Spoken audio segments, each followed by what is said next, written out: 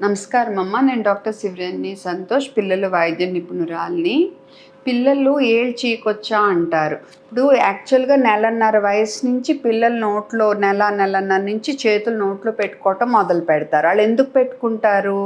Soothing అంటే వాళ్ళు just వాళ్ళకి అలా మంచిగా అనిపిస్తుంది, అందుకని ప్రశాంతంగా ఉంటుంది. తర్వాత బోర్ కొట్టి పెట్టుకుంటారు. తర్వాత వాళ్ళ శరీరాన్ని వాళ్ళు అర్థం చేసుకోవటం కోసం కూడా పెట్టుకుంటారు. చేతులు పెట్టుకుంటారు, తర్వాత కాళ్ళు కూడా నోట్లో తీసి పెట్టుకుంటారు. అక్కడి నుంచే మనాళ్ళు అమ్మో అలవాటైపోద్ది, ఎత్తుపళ్ళు వచ్చేస్తాయి అని పాపం చేతులు ఇలా లాగేస్తూ ఉంటారు. అస్సలు అలా చేయకూడదు. అది నార్మల్ అది చేసుకొనివ్వాలి, ఎంజాయ్ చేసుకొనివ్వాలి పిల్లల్ని. ఎప్పటి నుంచి అండ్ ఇంకా ఏంటంటే ఇది పెట్టుకోనివ్వకుండా ప్యాసిఫైయర్స్ పెడతారు. అని అర్థం ఉందా? చేతులు పెట్టుకోకూడదు, ప్యాసిఫైయర్స్ పెట్టి ఏదన్నా నష్టం తర్వాత వచ్చే నష్టం సేమే ఉంటుంది. కానీ ఈ వయసులో నష్టం ఏమి ఉండదు చేతులు చీకటం వల్ల. కానీ పెద్ద అయ్యే కొద్దీ మీకు కంటిన్యూగా 24 గంటలు అలా చీకుతున్నారు అనిపిస్తే కనుక, ముఖ్యంగా 3-4 ఏళ్ళు నిండాక తప్పనిసరిగా ఒకసారి పిల్లల డాక్టర్కి, దంత వైద్యులకి చెప్తే దాన్ని ఎలా నివారించాలో మీకు చెప్తారు. కానీ ఈ లోపు కూడా సంవత్సరం నిండాక కూడా ఇంకా మరీ బాగా అనేస్తున్నారు, ఇలా మూతి కొంచెం ఎత్తు వస్తుందని మీకు డౌట్ ఉన్నా ఒకసారి మాట్లాడండి మాతో. సాధారణంగా 99% అయితే మేము నిదానంగానే తగ్గించమంటాము అలవాటు తప్ప. తర్వాత మీరు ఏవేవో వేప నూనెలని ఇంకా ఏవేవో తెచ్చి రాసేసి మాన్పించడానికి ప్రయత్నించకూడదు. చాలా మెథడ్స్ ఉన్నాయి నెమ్మదిగా వాళ్ళతో మాన్పించటానికి.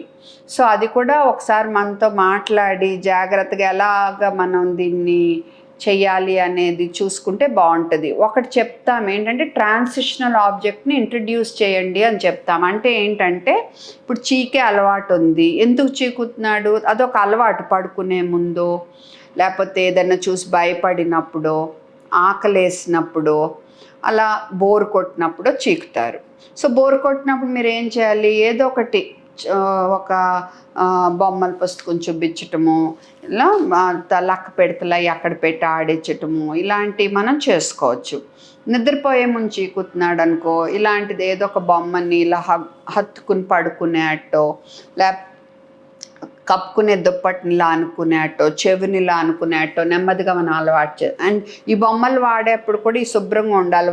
వారం చక్కగా ఉతికేసి ఆరేసే టైప్ బొమ్మలే ఉండాలి. ఎక్కువ ఫర్ ఉండే బొమ్మలు ఉండకూడదు. సో వీళ్ళకి వేరేది అలవాటు చేసామనుకో, నెమ్మదిగా ఇది తప్పించడం మనకి ఈజీ అవుతుంది అన్నమాట. సో వాళ్ళు ఏంటంటే నిద్ర వచ్చినప్పుడల్లా నెమ్మదిగా ఇది కూడా అలవాటు చేశాను అనుకో, నేను కొన్ని రోజులకి ఇది ఉంటే చాలు నిద్రపోతారు, చీకాల్సిన అవసరం వాళ్ళకు ఉండదు.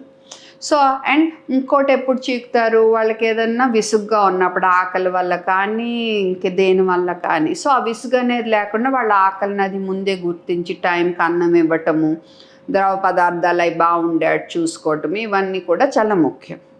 సరే ఇవన్నీ అవ్వలేదు, చీకి పళ్ళు దవడాన్ని ఎత్తొచ్చేసినాయి అనుకోండి, అప్పుడు తప్పనిసరిగా పిల్లల డాక్టర్ని, దంత వైద్య నిపుణుల్ని కలవాల్సిన అవసరం ఉంటుంది.